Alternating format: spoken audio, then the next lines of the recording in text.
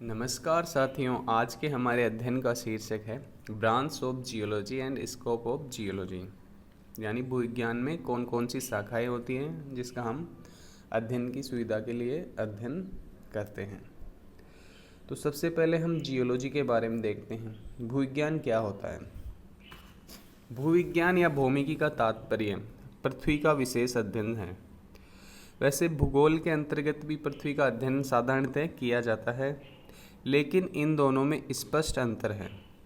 भूविज्ञान का उद्देश्य पृथ्वी की उत्पत्ति, आयु, रचना तथा उसके विभिन्न घटकों, खनिज एवं शैलों, निर्माणकारी हलचलों एवं संरचनाओं तथा पृथ्वी के इतिहास से तर विकास का अध्ययन किया जाता है। भूविज्ञान अत्यंत प्राचीन विज्ञान है। प्रकृति प्रेमी मनुष्य पुरातन काल से ही प्राकृतिक संपदा का उपयोग करता आ रहा है। Geology is the science which is devoted to the study of the earth. It deals with all the features of Earth's surface and with the origin, composition, structure, inhabitants of the earth. भूविज्ञान के अध्ययन को अधिक सरल तथा सुगम बनाने के लिए इसको अनेक भागों में बांटा गया है। इन विभिन्न शाखाओं का विज्ञान की अन्य शाखाओं से एक निश्चित संबंध है। ये शाखाएं निम्नानुसार हैं। The field of geology is very large and is divided into many branch. These are as follows. पहला है भौतिक भूविज्ञान यानी कि फिजिकल जियोलॉजी। इस शाखा के अंतर्गत सौरमंडल में पृथ्वी की स्थिति, उसकी उत्पत्ति, आयु तथा भूपटल के ऊपर तथा अंदर कार्यरत प्रक्रमों तथा प्रभावों का विस्तार से वर्णन किया जाता है। Physical geology is concerned with the work of natural process which bring about change upon earth surface. इसके पश्चात दूसरा भाग आता है संरचनात्मक भूविज्ञान का, यानी कि स्ट्रक्चरल जियोलॉजी। इस शाखा में विवर्तनिक बलों द्वारा भूवैज्ञानिक काल में निर्मित संरचनाओं की उत्पत्ति इत्यादि का अध्ययन किया जाता है। अर्थात structural geology is branch of geology is deals with the study of structures of rock in the earth crust. ये स्ट्रक्चरल जियोलॉजी है। इसके पश्चात आता है विवर्तनिक भूविज्ञान यानी कि टेक्टोनिक जियोलॉजी। इसके अंतर्गत भूपटल को संवारने वाले बलों तथा प्रक्रमों का वर्णन इस शाखा में मूलतः किया जाता है। इसके पश्चात आता है भू आकृति विज्ञान यानी कि जियोमॉर्फोलॉजी। जियोमॉर्फोलॉजी में क्या होता है? इस शाखा में स्थलाकृति के वर्णन इत्यादि से संबंधित अध्ययन किया जाता है। इसके पश्चात पांचवी मुख्य शाखा है खनिज विज्ञान या खनिजिकी, जिसे हम मिनरोलॉजी भी कहते हैं। इस शाखा में भूविज्ञान की इस शाखा में खनिजों की उत्पत्ति, विवरण, सेलों में उनकी उपस्थिति आदि का वर्णन किया जाता है। इसकी उपशाखाएं भी पाई जाती है, जिसमें पहली है फिजिकल मिनरोलॉजी। इस शाखा में खनिजों के भौतिक गुणधर्मों का अध्ययन किया जाता है। भौतिक खनिजिकी में भौतिक गुणधर्मों का। दूसरी इसकी मुख्य शाखा है क्रिस्टल विज्ञान यानी कि क्रिस्टलोग्राफी। इस शाखा में खनिजों के क्रिस्टलों का वर्णन किया जाता है। तीसरी है रासायनिक खनिजिकी यानी कि केमिकल मिनरोलॉजी। इस शाखा में खनिजों के रासायनिक संगठनों का वर्णन रहता है। पांचवी है डिस्क्रिप्टिव मिनरोलॉजी यानी कि वर्णनात्मक खनिजिकी।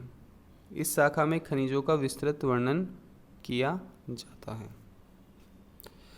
Mineralogy includes the study of mineral composition, structure, appearance, stability, occurrence and associations. इसके पश्चात भूविज्ञान की छठी मुख्य शाखा है ऐतिहासिक भूविज्ञान यानी कि हिस्टोरिकल जियोलॉजी। इस शाखा में पृथ्वी के भूवैज्ञानिक इतिहास का वर्णन किया जाता है। भूमि की अतीत की घटनाओं का ज्ञान जीवाश्म और स्तरित सेल विज्ञान संबंधी प्रमाणों के आधार पर होता है। इसके दो भाग जीवाश्मिकी एवं स्तरित सेल विज्ञान हैं। In the historical geology, the study of stratigraphy and paleontology is included under the historical geology. It gives us a picture of the land and seas, the climate and life of early times upon the earth. सातवां है जीवाश्मिकी यानी कि पैलियोंटोलॉजी। यह शाखा पुरातनकालीन जीव जंतुओं के अवशेषों यानी कि जीवाश्मों के वर्णन तथा व्याख्या से संबंध रखती है। पूरा भूगोल इसकी उपशाखा है। Palaeontology is the science of fossils of ancient life forms and their evolution. इसके पश्चात है स्ट्रेटिग्राफी यानी स्तरित सेल विज्ञान। यह शाखा स्तरित सेलों के अनुक्रमिक विन्यास तथा वर्णन आदि से संबंधित है।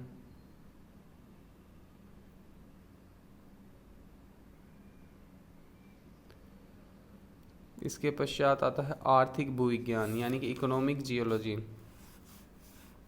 इस शाखा में आर्थिक महत्व के खनिजों, सेलों आदि की उत्पत्ति, पूर्वेक्षण, प्रोस्पेक्टिंग, विकास और खनन अर्थात उत्पादन आदि का वर्णन किया जाता है। The economic geology deals with the study of minerals, ores and fossil fuels of economic importance.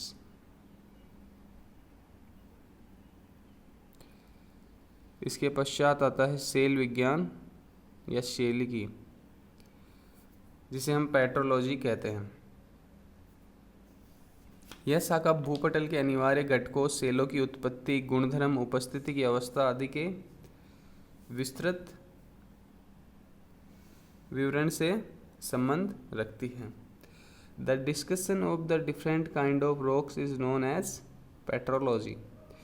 It deals with the study of composition, structure and origin of rocks. यह पेट्रोलॉजी में अध्ययन किया जाता है। इसके पश्चात आता है खनन भूविज्ञान यानी कि माइनिंग जियोलॉजी।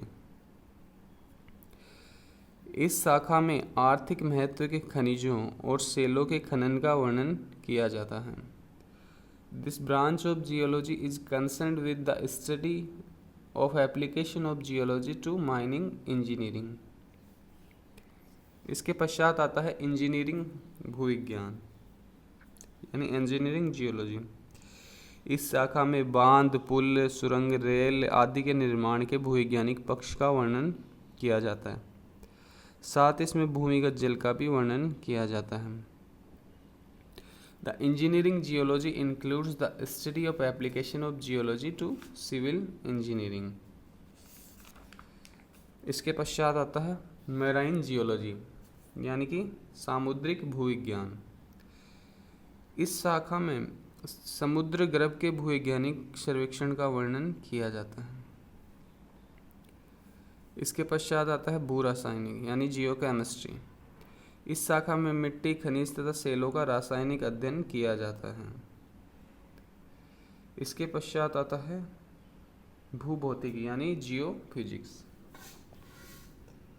इस शाखा में पृथ्वी के पदार्थों के भौतिक पक्ष का वर्णन किया जाता है। ये जियोलॉजी अर्थात भूविज्ञान की विभिन्न शाखाओं के बारे में हमने अभी देखा है। इसके बाद इसका स्कोप क्या होता है, ये मन में क्यूरियोसिटी सभी के रहती है कि इसका स्कोप क्या है जियोलॉजी का। The geology is of practical importance to mankind. It plays a very useful part in the search of coal, petroleum and minerals used as atomic fuels. It is directly concerned with the ore minerals, industrial minerals and mining industry. The importance of geology has also been recognized in the field of civil engineering. Many engineering projects such as water supply, construction of dams, reservoirs, tunnels, bridges, etc. require geological advices, इस प्रकार geology का बहुत ही महत्वपूर्ण योगदान है इन सभी